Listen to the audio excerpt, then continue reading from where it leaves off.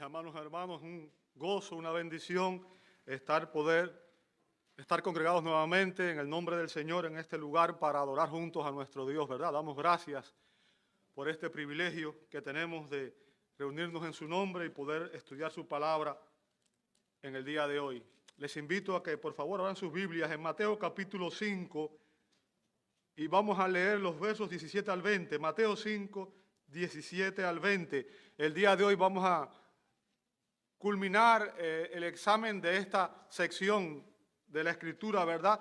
Donde vemos cómo Jesús, nuestro Señor Jesucristo, dio una excelente enseñanza referente a las Escrituras. Este es un pasaje precioso, un pasaje sumamente profundo, y créanme que podía haber predicado varias semanas más. Lo que pasa también es que obviamente yo entiendo que a veces ustedes quieren seguir escuchando las nuevas cosas, ¿verdad? Pero este es un pasaje súper hermoso donde Jesús enseña referente a las Escrituras. Mateo 5, 17 al 20, dice así la palabra de Dios. No piensen que he venido para poner fin a la ley o a los profetas. No he venido para poner fin, sino para cumplir. Porque en verdad les digo que hasta que pasen el cielo y la tierra, no se perderá ni la letra más pequeña, ni una tilde de la ley hasta que toda se cumpla. Cualquiera, pues, que anule uno de estos mandamientos, aún de los más pequeños, y así lo enseña a otros, será llamado muy pequeño en el reino de los cielos. Pero cualquiera que los guarde y los enseñe, éste será llamado grande en el reino de los cielos. Porque les digo a ustedes que si su justicia no supera la de los escribas y los fariseos, no entrarán en el reino de los cielos.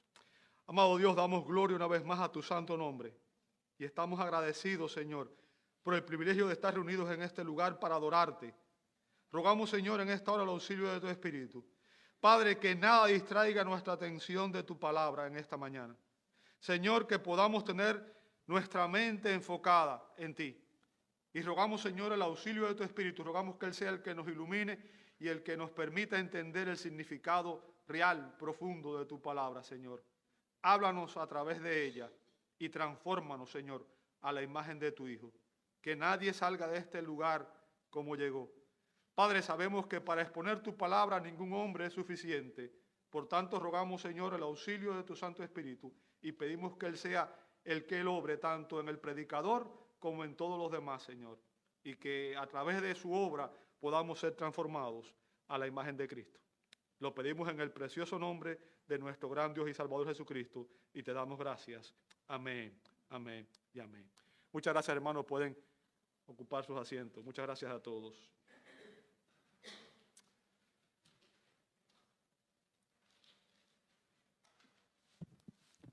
¿Cómo puede un hombre ser justo delante de Dios?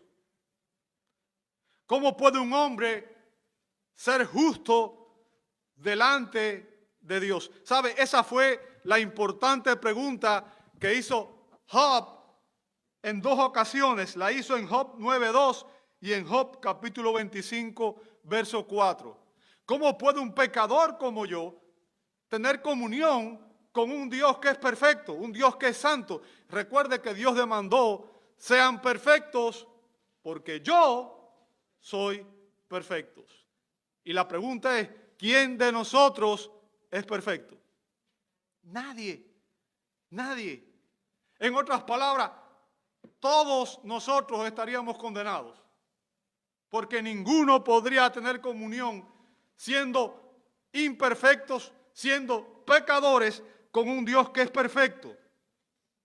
Entonces, ¿cómo puede un hombre ser justo delante de Dios? ¿Sabe? Esa es la gran pregunta que todas las religiones intentan responder. Esa es la gran pregunta que todas las religiones intentan responder. Todas las religiones, escúcheme bien, porque si usted estudia, se va a dar cuenta que existen cientos de religiones, miles de religiones. ¿Ok? Todas las religiones, excepto el verdadero cristianismo, enseña a los hombres cómo ganar el favor de Dios mediante sus propias obras, mediante sus buenas obras, para que puedan establecer su propia justicia para ser aceptables ante Dios y así alcanzar su propia salvación. Ahora, el cristianismo es la única religión que enseña que Dios demanda de los hombres un estándar de justicia perfecto que ninguno de nosotros podría alcanzar. Dios demanda de nosotros un estándar de justicia perfecto que ninguno de nosotros podría alcanzar por sí mismo. La Biblia nos enseña que la salvación es solo por gracia mediante la fe en Cristo. Y que la fe es un don de Dios, es un regalo de Dios y que nosotros no podemos ganarlo por nuestros propios méritos. ¿Ok? No hay nada que podamos hacer que nos permita alcanzar la salvación. Entonces la pregunta sería, ¿cómo podemos tener esa justicia? ¿Cómo usted y yo podemos tener esa justicia que Dios demanda? ¿Cómo puedo yo ser justo delante de Dios? Y bueno, la otra pregunta sería, ¿dónde encuentro la respuesta a esa pregunta? ¿Cierto?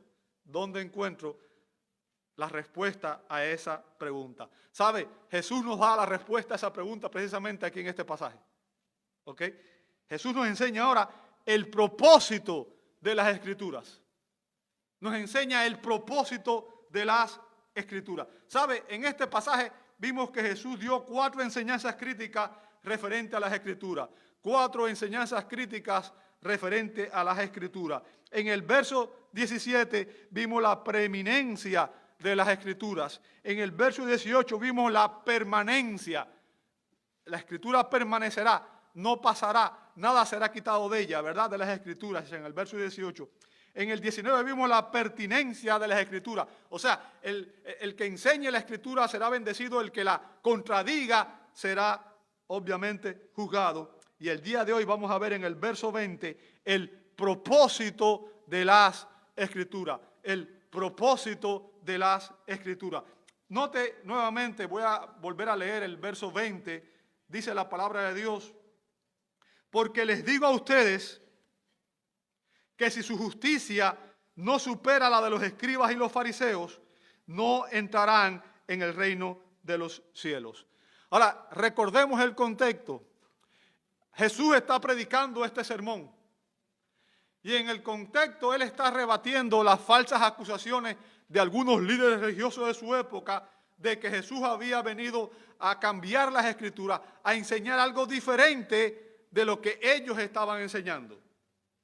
Y que sus enseñanzas contradecían las Escrituras del Antiguo Testamento. ¿Ok? Ahora, vamos a ver en los próximos versos que vamos a examinar en las próximas semanas cómo eso no era real, porque lo que había sucedido era que los líderes judíos habían creado sus interpretaciones, sus tradiciones de las Escrituras, que en realidad eran ellos quienes contradecían el verdadero mensaje de las Escrituras. ¿Ok? Y Jesús está confrontando aquí esa falsa acusación. La acusación de que él contradecía las Escrituras, ¿verdad? Él afirmó que él no buscaba ni invalidar, ni anular, ni derogar la ley de Dios. Él dijo eso exactamente, sino que él había venido a darle su correcta interpretación para que pudieran tener su correcto cumplimiento. Lo dijo en el verso 17, ¿verdad? De hecho, Jesús afirmó la permanencia de las Escrituras. O sea, que la Escritura permanecerá para siempre, asegurando que la Escritura se cumplirá hasta el más mínimo detalle en el verso 18. Él dijo que ni la letra más pequeña de la ley sería anulado, ¿verdad?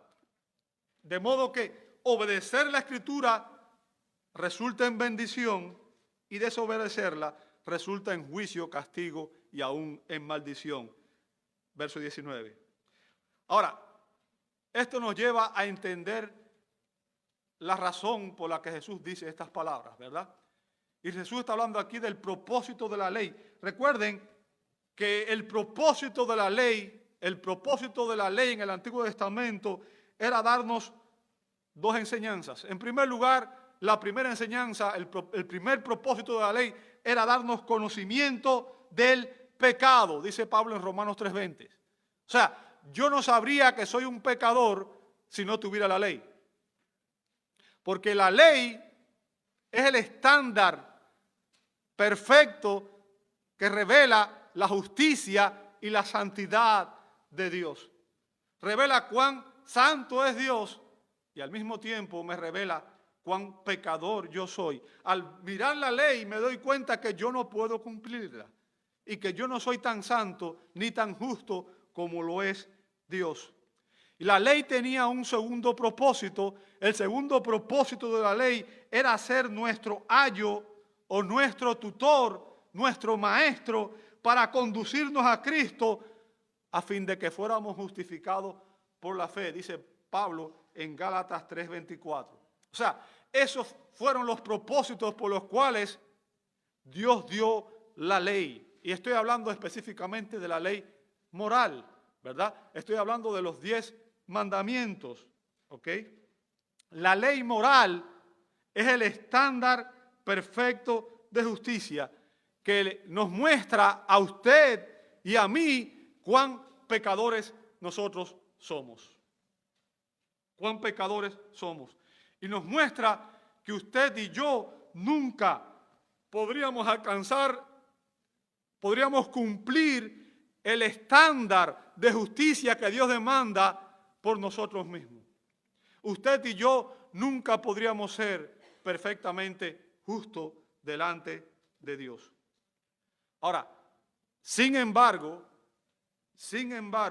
vamos a ver que el sistema religioso judío enseñaba una salvación por méritos, una salvación por obras. ¿Ok? Ahora, es cierto que la Escritura enseña que la ley decía, haz esto y vivirás. O sea, si el hombre fuera capaz de obedecer la ley, nosotros seríamos capaces de vivir por la ley, ¿verdad? Hay pasajes, por ejemplo, en Levítico 18:5, Ezequiel 18:9, Nehemías 9:29, donde se dice que si uno fuera capaz de obedecer la ley, podría vivir por ella. Por ejemplo, Levítico 18:5 dice, por tanto, guardaréis mis estatutos y mis leyes, por los cuales el hombre vivirá si los cumple. Yo soy el Señor. ¿Ok? Ahora, los judíos, el sistema religioso judío, enseñaba una salvación por méritos humanos. Enseñaba que un hombre era capaz de guardar y obedecer la ley moral de Dios. Pero aquí Jesús le da un golpe de gracia a esa enseñanza, ¿verdad? Destruye esa enseñanza. Y Jesús afirma que ni siquiera el supuesto alto estándar de justicia de los escribas y de los fariseos, que eran los religiosos más religiosos de su época, era suficiente para agradar a Dios. Jesús dice, ni siquiera los escribas y los fariseos pueden agradar a Dios. Si su estándar no es más alto que el de ellos, nunca entrarán al reino de los cielos. ¿Por qué? Porque, como ya les dije, el propósito de la ley era mostrar que a fin de agradar a Dios y ser digno de la ciudadanía de su reino, Dios requería una justicia que ningún hombre puede alcanzar por sí mismo. Ningún hombre nunca, jamás llegará a la presencia de Dios basado en su propia justicia. El hombre tiene que contar con una justicia que está fuera de él, que no depende de él, que no es suya. ¿Ok? El problema que tenemos nosotros, el problema que tiene la humanidad en general, el problema que tenemos todos, es el que dice Pablo en Romanos 3:10 cuando dice, como está escrito, no hay justo ni aun cuando, ni aun uno. ¿Sabe? Yo no sé usted, pero cuando uno predica el evangelio, bueno, cada cual, y obviamente hay muchas maneras de predicar el evangelio, ¿verdad? Pero a mí siempre me gusta empezar con la perfección de Dios.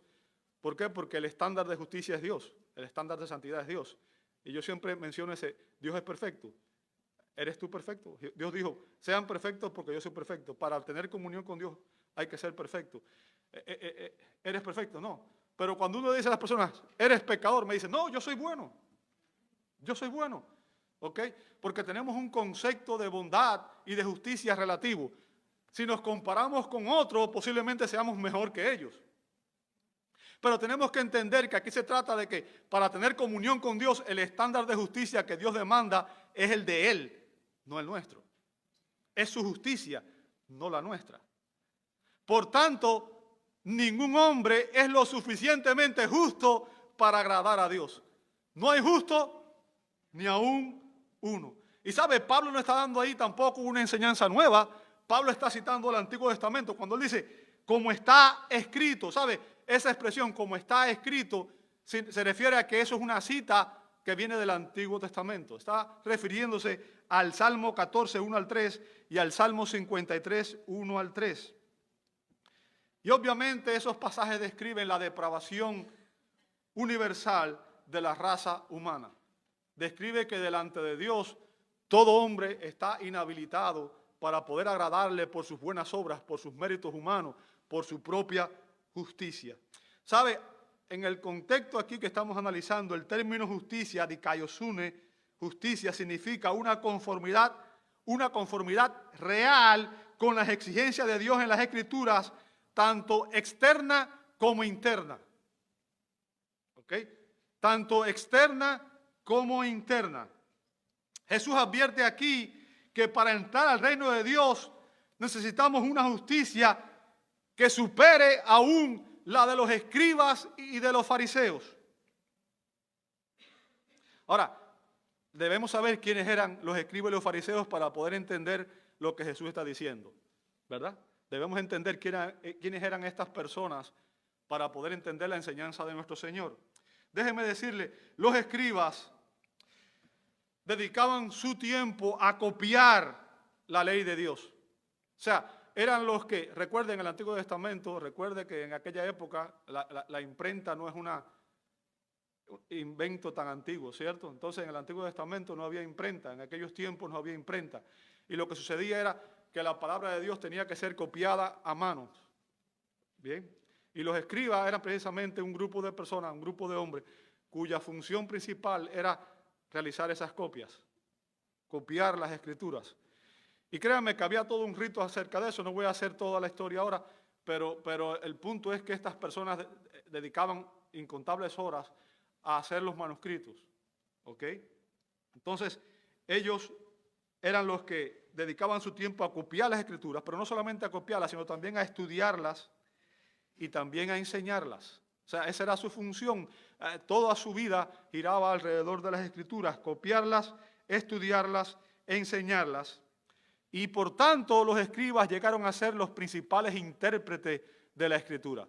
Llegaron a ser, digamos, los principales expositores de las escrituras, ¿verdad? Los escribas eran reconocidos por los judíos de su época como los grandes maestros de la ley. Los grandes maestros de la ley. O sea, serían reconocidos como los más grandes predicadores, los más grandes maestros de aquella época.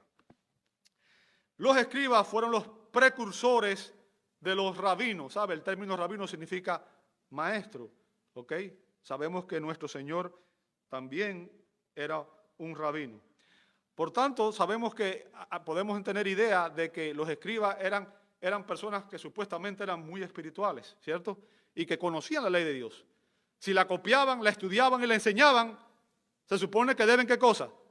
Conocerla y deben vivirla, ¿cierto? Esa es la asunción detrás de esto, es lo que debemos asumir. Si usted conoce la palabra de Dios, usted debe conocerla, creerla y obedecerla. Ese es el punto, ¿ok? Ahora, los fariseos eran la secta más estricta de la religión judía y también eran los más influyentes. en aquel contexto. ¿Ok? El término fariseo proviene de una raíz que significa separar, o sea, los separados, los santificados, los apartados. Bien. Los fariseos eran sumamente legalistas, eran fundamentalistas y se apartaban de todo. O sea, ellos se apartaban de los gentiles y los consideraban inferiores en todos los sentidos porque ellos no querían contaminarse. Bien, para ellos un gentil era algo abominable. También se separaban de los judíos que no vivían acorde a su estándar de justicia. O sea, ellos se consideraban mejor que los gentiles y mejor que los judíos incluso. ¿Ok? Ahora, fueron los fariseos quienes tomaron la palabra de Dios y quienes desarrollaron un estándar, un sistema religioso rígido, una tradición conocida como la tradición de los ancianos, que era rígida, ceremonial y ritualista. O sea, sus interpretaciones de la ley fueron tomando, obviamente, auge, sus enseñanzas empezaron a ser famosas y llegó un punto en que la gente conocía más las tradiciones que la palabra de Dios. ¿Ok? Ese es el contexto detrás de esta enseñanza. Sus enseñanzas estaban basadas no tanto en la ley de Moisés como en la tradición o la interpretación que los ancianos, que ellos habían dado a esa ley.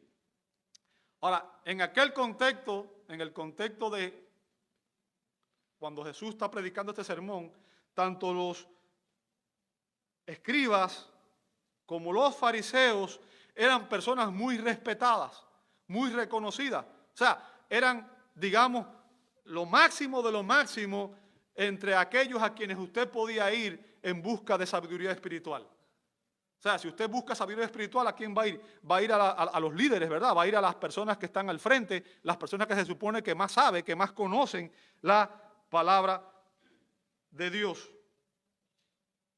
Los judíos tenían un dicho, fíjense, tenían un dicho, y era que si solo 2 personas fueran al cielo, escuche esto, si solo 2 personas fueran al cielo, uno sería un escriba y el otro sería un fariseo.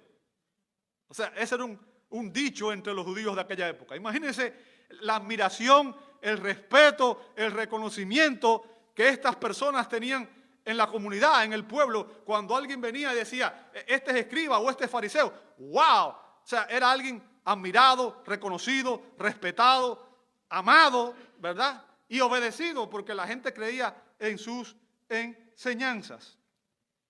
Pero ahora llega Jesús, imagínese usted, en ese contexto, llega Jesús y afirma que ni siquiera los escribas y los fariseos, con todo su conocimiento, con toda su religiosidad, con todas sus ceremonias, con todos sus rituales, que ni siquiera ellos podrían alcanzar la justicia que Dios requiere de aquellos que van a entrar en su reino. O sea, esto es un golpe, es un ataque a los líderes religiosos de su época, a aquellos que eran los más valorados, los más reconocidos, los más respetados en aquel contexto. Y sabe, de aquí en lo adelante vamos a ver a Jesús confrontando todo el sistema religioso judío. Todo el sistema religioso judío. Vamos a ver, por ejemplo, una enseñanza que Jesús dio en Lucas 18, 9 al 14. Lucas 18, 9 al 14. Jesús refirió esta parábola a unos que confiaban en sí mismos como justos y despreciaban a los demás. Note el propósito, la razón por la que el Señor dio la enseñanza. O sea, Él dio esta enseñanza a unos que confiaban en sí mismos como justos. En otras palabras, ¿qué creían esta gente? Que ellos eran lo suficientemente justos para que Dios los aceptara. ¿Se da cuenta? Confiaban en sí mismos. ¿Ok? La autojustificación es la religión del logro humano, del mérito humano.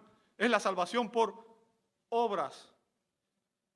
Cualquier religión que enseñe que para ganar el favor de Dios usted tiene que hacer alguna obra, es una religión del logro humano. Los escribas y los fariseos intentaban establecer su propia justicia delante de Dios. O sea, pensaban que ellos iban a ganar el favor de Dios por su buen comportamiento, por obedecer la ley de Dios. O sea, pensaban que por su propia justicia iban a ser aceptados delante de Dios y que así ellos iban a ganar su propia salvación. Ellos confiaban ciegamente en el sistema de justicia que ellos mismos habían creado. O sea, tenían toda su esperanza en sus enseñanzas, en el sistema religioso que ellos mismos habían creado. Y yo quiero que usted entienda, hay dos religiones en el mundo. La religión que Dios establece y revela a través de su palabra y la religión que inventamos los hombres. ¿Ok? La Biblia es la palabra de Dios. Todo otro libro que enseña religión, toda otra enseñanza religiosa es diabólica. ¿Entiende eso? Es importante que entendamos eso. Ahora, a estos hombres, a los escribas y los fariseos, Jesús les cuenta esta parábola. Dice el verso 10, 2 hombres subieron al templo a orar. Nota a continuación, uno era fariseo y el otro era un recaudador de impuestos, o sea, un publicano. Verso 11 dice, el fariseo puesto en pie oraba, note lo que dice a continuación, oraba para sí. O sea, oraba para él mismo. ¿Lo ve ahí? O sea, no estaba aquí. Cuando usted ora, la oración es conversar con Dios. Es una comunicación con Dios. Usted está hablando a Dios y está compartiendo con Dios. Está dándole a Dios, abriendo su corazón ante Dios. Pero este fariseo dice que oraba para sí de esta manera. Dios, escuche esta oración, ¿verdad? Modelo. Dios, te doy gracias porque no soy como los demás hombres. No, yo no soy como los demás. ¿Cierto? ¿Sabe que eso es lo que hacemos usted y yo muchas veces cuando nos comparamos con otra gente, ¿verdad? Cuando miramos a otro y decimos, wow, yo soy mejor que él. O yo soy mejor que ella. ¿Verdad? Estamos actuando como los fariseos. Estamos creyendo que somos mejores que los demás y que somos superiores. Note lo que dice a continuación, dice, estafadores, injustos, adúlteros, ni aún como este recaudador de impuestos. Ahora, ve a continuación. Yo. ¿Nota eso? Yo. O sea, él no va a decir lo que Dios hizo en él. Él va a decir lo que él hace. Yo ayuno 2 veces por semana. Doy el diezmo de todo lo que gano. Wow, yo quiero un miembro como ese en mi iglesia. ¿Cierto? Y obviamente estoy bromeando. Usted sabe, lo que estoy tratando de que usted entienda es el hecho de que quizás vemos una persona así por fuera y pensamos, ese es el creyente perfecto. Muy religioso. Y asiste, y da, y sirve. Pero es yo. La gloria es mía. ¿Ok? Entienda esto. Los fariseos eran considerados el modelo de judío. O sea, vamos a ponernos en aquel contexto. Si yo hubiera vivido en aquella época, ¿verdad? Y tengo una hija, hubiera querido que se casara con un fariseo. ¿Verdad? Porque eran considerados el modelo de judío. Y estoy hablando según la cultura de la época. ¿Me explico? O sea, la familia dirían, wow, este es el mejor hombre, la mejor persona que pueda haber. ¿Cierto? Ese era el pensamiento en aquel contexto. Bien. Era considerado el modelo del judío. Eran las personas más religiosas, más morales, más respetables. Usted lo miraba y usted decía, wow, ese es un ejemplo de creyente. Ese es un ejemplo de creyente. Pero note la actitud del fariseo. ¿Qué hace él? Él no se compara con Dios. Él se compara con otros hombres. Y obviamente al compararse con otros hombres, él se consideraba justo. Se consideraba superior a ellos. Fíjense que él agradece a Dios porque él no se consideraba pecador, ¿cierto? Yo no soy como los demás. Ellos son injustos, son pecadores, yo no soy así. Él menciona con orgullo todos sus logros. Mira todo lo que yo he hecho, Señor. ¿Ok? Todas sus obras justas.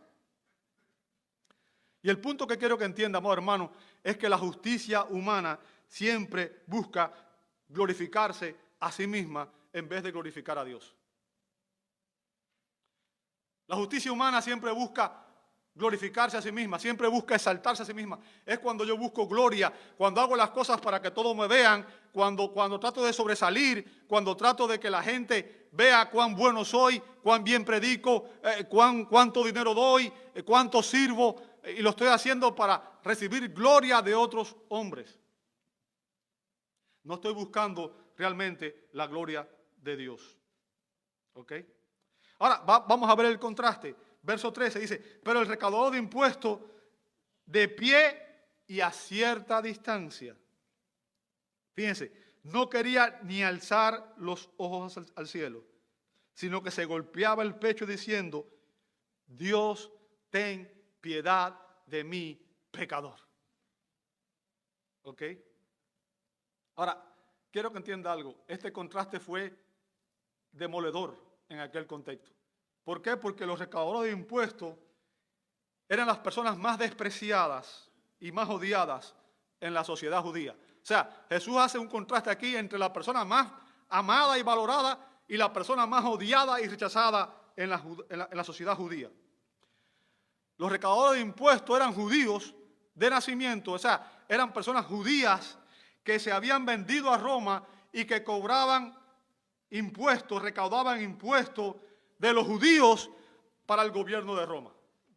Pero no solamente que ellos trabajaban para el gobierno de Roma, sino que en vez de cobrar lo requerido, ellos cobraban mucho más y todo lo que era excedente, ellos se lo quedaban para poder enriquecerse. ¿Ok?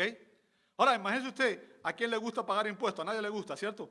Pero déjeme decirle, si usted es cristiano, usted debe pagar impuestos, debe hacerlo bien. Pero también lo correcto es que si usted va a pagar, pague lo que es correcto, lo que está bien, lo que es legal, ¿cierto? Ahora, esta gente eran ladrones. Eran ladrones. Los recaudadores de impuestos habían abandonado toda su lealtad nacional, social, familiar y religiosa en su afán de ganar dinero. O sea, esta gente no tenía bandera. El dinero era su motivación y había olvidado su nacionalidad, su religión, todo había cesado por tal de ganar dinero. Sin embargo, vemos en este pasaje que ese recaudador de impuestos reconoció y confesó que era un pecador. ¿Entiende la diferencia? Reconoce que era un pecador. Y Jesús explicó la esencia de la historia en el próximo verso, verso 14. Fíjense lo que dice Jesús. Os digo que o sea, el recaudador de impuestos, descendió a su casa justificado, perdonado por Dios, recibido por Él. Y esa es la pregunta que hicimos al principio, ¿cómo puede un hombre ser justo delante de Dios? ¿Verdad? Dice aquí que al confesar su condición, al reconocer su condición perdida, irreversible, dice Jesús, descendió a su casa justificado, pero aquel, o sea, el fariseo, no, y después da la explicación, porque todo el que se ensalza será humillado, pero todo el que se humilla será ensalzado. ¿Nota el punto? Todo aquel que piensa por mi justicia yo voy a alcanzar el reino de los cielos, yo tengo la capacidad de hacerlo, se está exaltando a sí mismo y ese será humillado. Todo aquel que reconoce, Señor, no hay mérito en mí por el cual yo pueda llegar a tu presencia, yo dependo de ti, es por tu gracia y por tu favor, ese será exaltado. ¿Ok? Eso es una importante enseñanza. El fariseo se creía justo. Se creía justo. O sea, los fariseos no habían entendido realmente cuál era el propósito de la palabra de Dios, cuál era el propósito de la ley. Que ya vimos que era enseñarnos que somos pecadores y ser nuestro tutor, nuestro ayo para llevarnos a Cristo. Ellos no habían entendido el verdadero propósito de la ley de Dios. Y este, amado hermano, es el tema de todo el Sermón del Monte que Jesús predica en los capítulos 5, 6 y 7 de Mateo. Este es el tema del resto del sermón. Todo lo que Jesús enseña aquí tiene que ver con la justicia que Dios demanda de nosotros. ¿Ok? Es un sermón extraordinario, magistral. No ha habido otro predicador como el Señor Jesucristo. Y en este sermón su enfoque está en las verdades que rigen la relación entre un hombre y Dios. La manera en que un hombre injusto puede tener comunión con un Dios que es perfectamente justo. Al explicar el verdadero significado de la palabra de Dios, ahora Cristo está aquí a punto de revelar una justicia que sobrepasa cualquier justicia que los escribas y los fariseos pensaban que poseían a este momento. Jesús quiso que todos supieran que el estándar de justicia que Dios exige de nosotros, ninguno de nosotros puede alcanzarlo. Es lo que está diciendo él. ¿Sabes qué? No te esfuerces más. Ni tú, nadie, ningún hombre puede alcanzar el estándar de justicia que yo demando de ustedes. Ni siquiera los escribas y los fariseos, que eran los hombres más religiosos y los más morales de su época, ¿verdad? Ahora, Jesús dejó muy claro, si usted ha venido siguiendo este sermón, en el capítulo 5, a partir del verso 3, Jesús dijo que el reino de los cielos era de ¿quiénes? De los pobres en espíritu. En otras palabras, de aquellos que reconocen que están en bancarrota espiritual, que no pueden aportarle nada a la salvación. Ahí empieza todo. Ese es el secreto. No se trata de cuán religioso estoy, se trata de reconocer, Señor, yo estoy en bancarrota y sin ti no hay nada que yo pueda hacer para ser salvo. ¿Ok? El reino de los cielos es de los pobres en espíritu. Pero el sistema religioso de aquella época no era para los pobres en espíritu. No estaba diseñado para los pobres en espíritu, sino para las personas orgullosas, las jactanciosas, los arrogantes. Pues ¿qué promovía? Promovía la espiritualidad por méritos humanos. Si usted recuerda cuando hubo un joven rico que se acercó a Jesús a hacerle una pregunta importante, ¿verdad? El joven rico, que era un joven importante en aquel contexto, se acercó a Jesús y le preguntó, ¿qué debo hacer para heredar la vida eterna? Usted puede ver eso, ¿verdad? En Lucas capítulo 18. ¿Qué puedo hacer para heredar la vida eterna? Oiga, cuando usted va a predicar es difícil que alguien venga y sea quien le pregunte a usted, ¿qué puedo hacer para heredar la vida eterna? ¿Verdad? Usualmente las personas no quieren ni escuchar lo que uno tiene que decirle. Imagínense, viene al predicador y le pregunta, ¿qué debo hacer para heredar la vida eterna? Bien, ¿qué hubiera hecho usted? Quizás hubiera dicho, ¿sabes qué? Haz esta oración conmigo, repite esta oración conmigo, ¿verdad? Y hubiera dado una oración y ya. Y cuando el hombre hubiera repetido la oración, ¡eres salvo! Eso no fue lo que hizo Jesús. ¿Qué hizo Jesús? En el verso 20 de Lucas 18, Jesús le dijo, guarda los mandamientos. Guarda los mandamientos. ¿Verdad? Y fíjense, Jesús se enfoca en los mandamientos que tienen que ver con la relación entre los hombres. Ni siquiera menciona los primeros mandamientos que tienen que ver con nuestra relación con Dios, sino que se enfoca en los mandamientos que tienen que ver en la relación con los hombres. O sea, no adulterarás, no darás falso testimonio, no codiciarás a la mujer de tu prójimo, en fin. ¿Qué debía haber dicho ese joven? Señor, no puedo. No puedo. Recuerda, el propósito de esos mandamientos era demostrarnos cuán pecadores somos. Ninguno de nosotros puede cumplirlo a la perfección. ¿Cuál fue la respuesta del joven rico? ¿Qué fue lo que él dijo? Todo esto lo he guardado desde mi juventud. O sea, él creía que había guardado la ley de Dios a la perfección. ¿Se da cuenta cuán engañados estaban?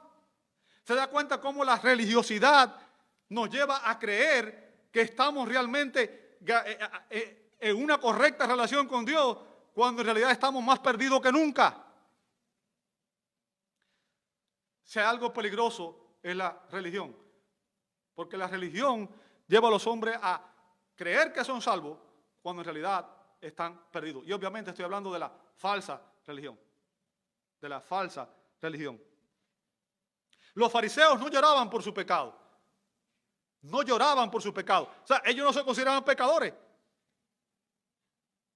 Usted ve aquí, yo no soy como los demás, yo soy mejor, ¿cierto?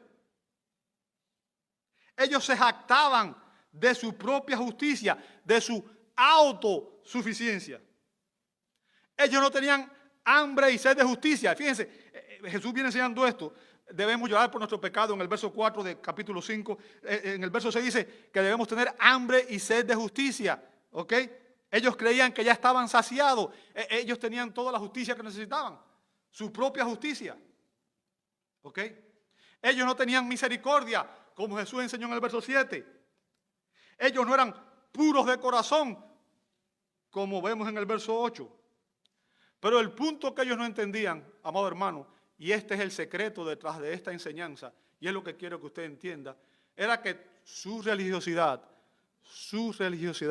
era solo externa, era solo apariencia, era solo por fuera, pero sus corazones estaban idénticos.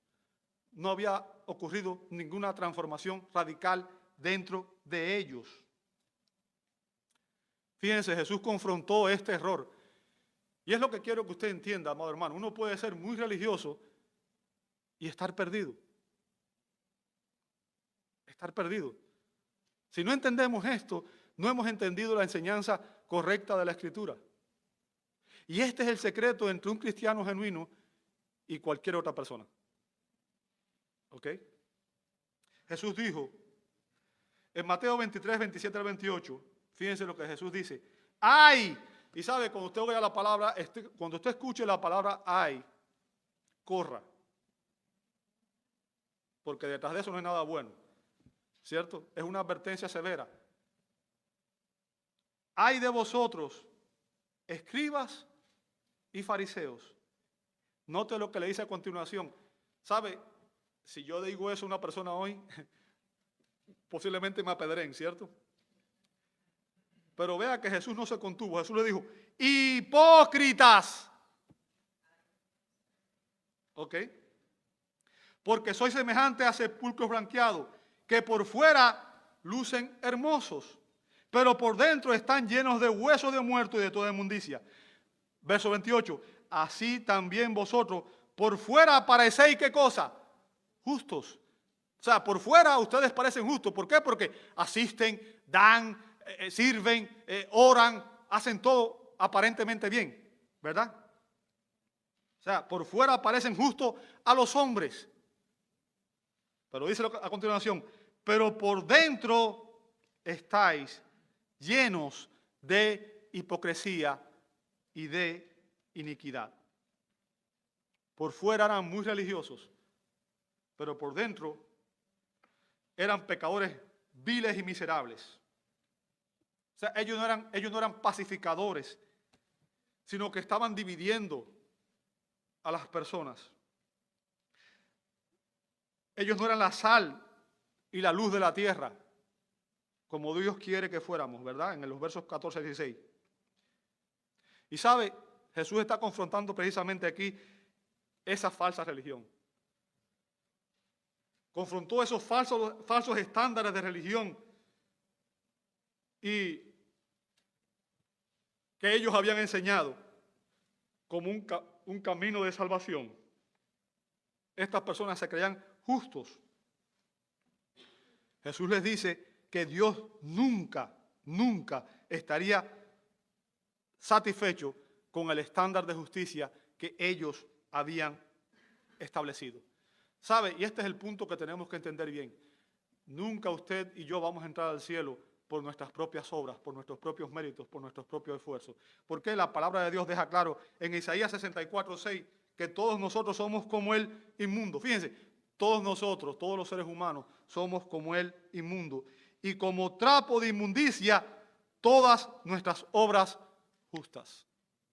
Entonces la salvación por obra es la enseñanza diabólica más grande que ha existido, porque lleva a las personas a pensar que algún día verán el reino de Dios y Dios les va a decir, apartado de mí, porque nunca los conocí.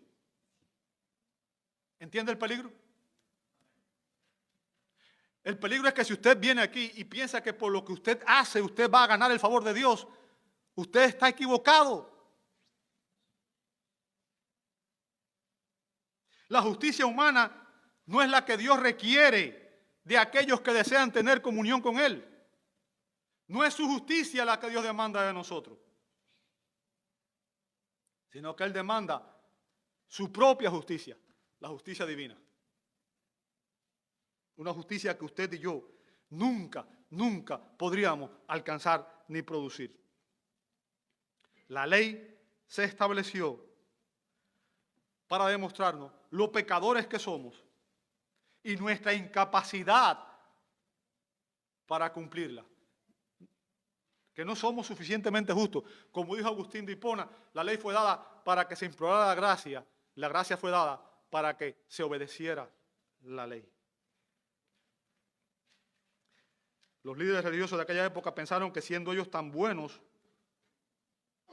siendo ellos tan justos, entonces en la ley de Dios debe haber algo malo, ¿cierto?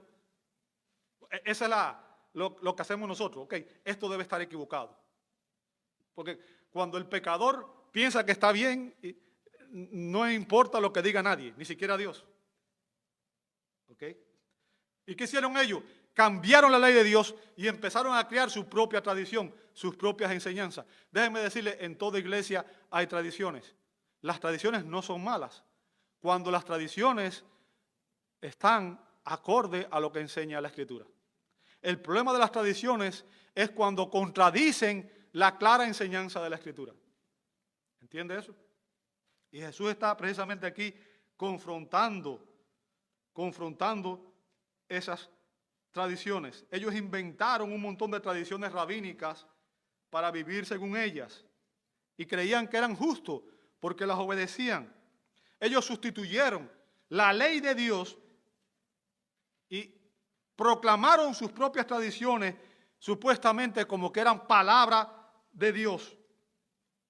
Como que eran palabras de Dios. Fíjense que Jesús les dijo en Marcos 7:7, mas en vano me rinden culto enseñando como doctrina preceptos de hombres.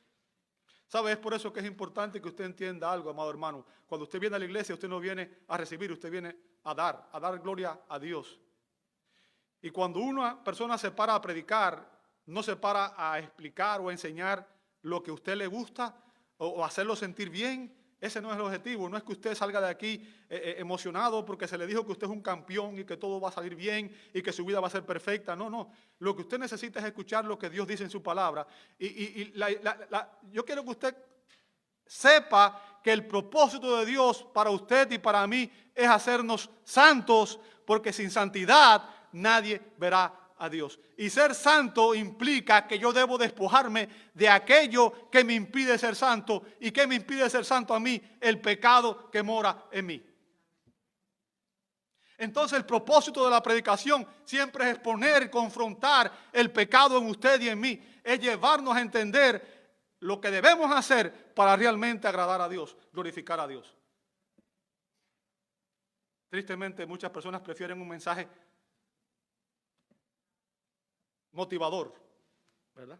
Motivador es lo que buscamos muchas veces hoy. Aquellas personas rechazaron los mandamientos de Dios. Imagínense qué locura, rechazar la palabra de Dios. Y eso es lo que hacemos cuando nosotros buscamos escuchar a un predicador que no predica la Escritura como debe ser. Usted está rechazando la palabra de Dios por oír lo que tiene que decirnos un hombre. Rechazaron el mandamiento de Dios para guardar su propia tradición. Abandonaron la ley de Dios que no podían cumplir e inventaron sus propias leyes, que entonces sí podían cumplirlas. ¿Para qué? Para sentirse justos. Y déjeme decirle algo, el infierno está lleno de justicia humana. El infierno está lleno de religiosos. Jesús lo dejó claro. En aquel día muchos me dirán, Señor, en tu nombre hicimos milagros, en tu nombre. Apartado de mí, nunca los conocí. Entonces, lo que Jesús está haciendo aquí, amado hermano, es llevándonos a entender la imperfección de la justicia humana. Nuestra justicia nunca será agradable a Dios. Necesitamos una justicia que no es nuestra. Ahora, ¿cómo se obtiene la justicia de Dios? Ya estoy terminando, hermano, no se preocupen. Yo sé que el calor nos llevó a, ¿verdad? Pero no se me desesperen. Atiéndanme, por favor, no se distraigan, que esta es la parte más importante. Bien. ¿Cómo se obtiene la justicia que Dios demanda de nosotros? ¿Cómo usted y yo, siendo tan pecadores, podemos ser hechos justos? Déjame decirte el secreto. Es muy sencillo. Es muy sencillo. Cuando tú recibes a Jesucristo como tu Señor y Salvador. Porque Cristo es el Hijo de Dios. Dios el Hijo, la segunda persona en la Trinidad, que condescendió, vino a la tierra, vivió una vida perfecta, obedeció la ley y mediante su justicia activa, Él la obedeció hasta el final y después Él murió en la cruz del Calvario como sustituto suyo y mío y mediante su justicia pasiva, su sacrificio agradó a Dios. Y cuando una persona recibe a Cristo por la fe, Dios en su misericordia le imputa al pecador, le acredita al pecador la perfecta justicia de Cristo. En otras palabras, es como si usted hubiera llegado aquí con una ropa bien andrajosa, bien sucia, bien apestosa, y de repente Cristo apareciera con una ropa reluciente, resplandeciente, y Él toma su ropa andrajosa, su ropa llena de pecado y suciedad, y Él lo cubre a usted con esa ropa perfecta, santa, que es la que le permite a usted entrar al reino de Dios. Quiero que escuche las palabras del apóstol Pablo en Filipenses 3:9. Escuche las palabras de Pablo. Ahora, recuerde el contexto. Pablo había sido, ¿qué cosa? Un fariseo. Precisamente era uno de aquellos a los cuales Jesús estaba confrontando aquí. Había sido un fariseo. ¿Sabe? Hay un contexto que Pablo dice que él, antes de estar en Cristo, dice que él se consideraba a sí mismo en cuanto a la ley irreprensible. O sea, él pensaba, antes de estar en Cristo, que él cumplía la ley a la perfección. Era como el joven rico. Estaba perdido, ¿cierto? Pero ahora vea en Filipenses 3:9, escuche las palabras de Pablo, dice, y ser hallado en él, no teniendo mi propia justicia. ¿Ve el cambio? ¿Ve la transformación? Pablo había entendido que todo lo que él había creído anteriormente no servía de nada. Que él no era irreprensible en cuanto a la ley. Que él era un pecador en cuanto a la ley. Fíjense, y no ser hallado en él teniendo mi propia justicia derivada de la ley, sino la que es por la fe en Cristo. Ahora, ve aquí el centro de esta enseñanza, amado hermano. La verdad más importante que toda persona necesita conocer, porque esto es lo que diferencia el cristianismo genuino de cualquier otra religión. La justicia que procede de Dios. Note, Pablo dice, ¿sabes qué? Mi justicia no me sirvió de nada. Estoy buscando una justicia superior. ¿La justicia de quién? La justicia de Dios. La única que él acepta. ¿Sobre la base de qué cosa? La base de la fe. O sea, el fariseo reconoce aquí que ahora estaba en Cristo y que él había renunciado a su propia justicia, la justicia vana y orgullosa de la moralidad externa, ¿verdad? La justicia que produce la carne, el logro humano, porque esa justicia no puede salvarnos del pecado, sino que al contrario, nos condena. Dios ha establecido un estándar de justicia perfecto y luego nos dio ese estándar de justicia, nos dio el cumplimiento de ese estándar de justicia como un don, como un regalo. ¿Cuál fue ese regalo? Fue Jesucristo, nuestro Señor. Escuche bien, la única manera en que usted va a ser lo suficientemente justo como para entrar al cielo es que usted esté cubierto con la perfecta justicia de Jesucristo. Que Jesucristo sea su Salvador y el Señor de su vida. Que Cristo sea el Señor de su vida.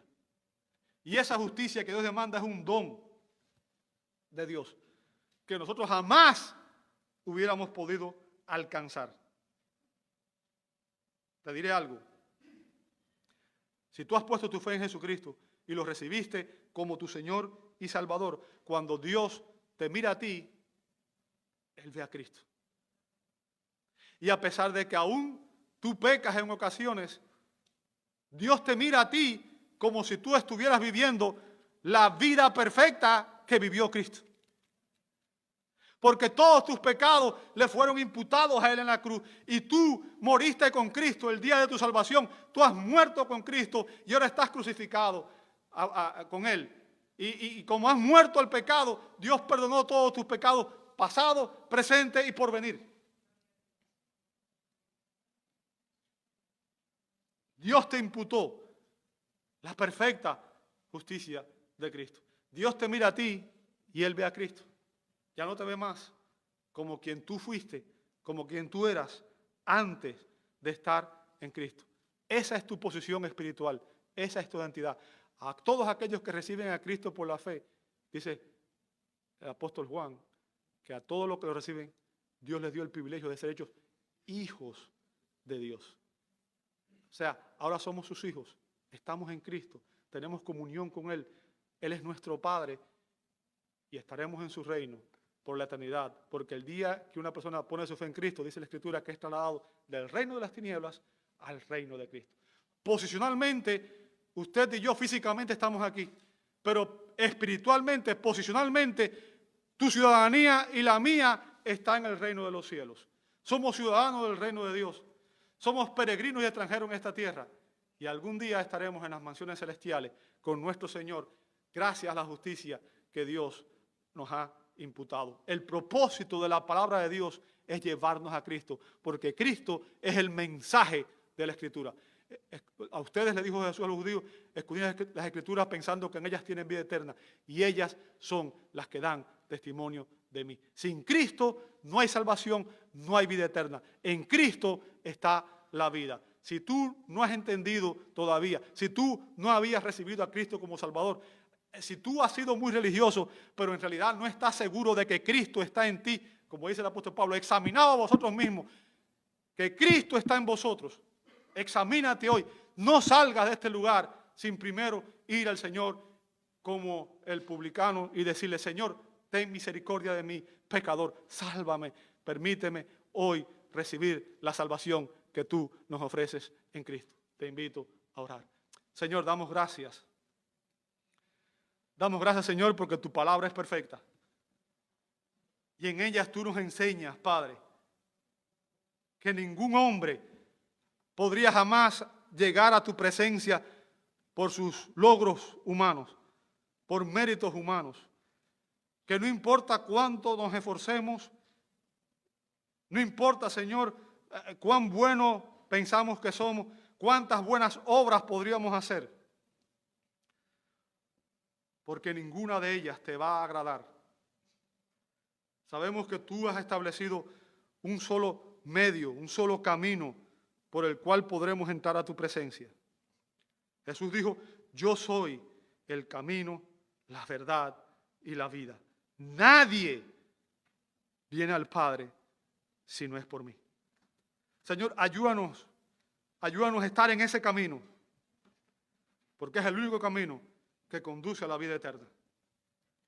Señor, si hay alguna persona que hoy todavía no tiene una relación personal contigo. Padre, que tu Espíritu Santo trate con esa persona y le muestre su necesidad de ti. Le muestre, Señor, que sin ti está perdida y que su camino es un camino de muerte. Y, Señor, que tu Espíritu Santo le traiga convicción de pecado, justicia y juicio, pero también que haga la obra de regenerarlo, de transformarle, de quitarle el corazón de piedra y darle un corazón de carne para que pueda experimentar la salvación que tú nos ofreces en Cristo. Padre, ayúdanos, Señor, porque sin ti realmente no somos nada. Perdonas todos nuestros pecados y muéstranos, Señor, muéstranos cuál es nuestra verdadera condición. Señor, que los que te conozcamos podamos crecer en semejanza con Cristo y que los que no te conocen puedan llegar a los pies de Cristo. Lo pedimos en su nombre y te damos gloria. Amén, amén y amén. Dios le bendiga, hermanos.